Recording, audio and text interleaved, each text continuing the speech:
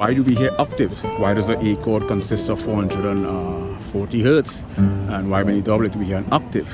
What aspect of human biology and our internal membrane allows us to perceive sound logarithmically in subset increments? So cross-disciplinary, is an analysis of one discipline within the context of another. But it requires an in-depth knowledge of that, the simultaneously of the second discipline, and that is music.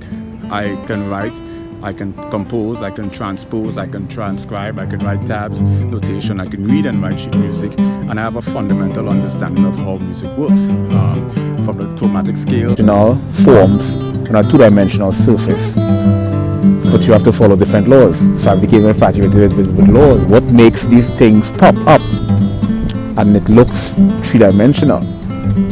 Actually named after a person. When you double the frequencies, 440 hertz, you get 880. So you have Empirical, we have inferential, we have subjective, we have objective, and we have anecdotal.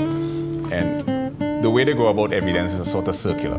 Mirrored projection. Waves that occurs per cycle. Hertz was actually named after a person. When you double the frequencies, 440 hertz, you get 880.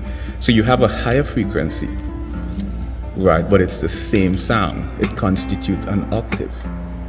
To understand this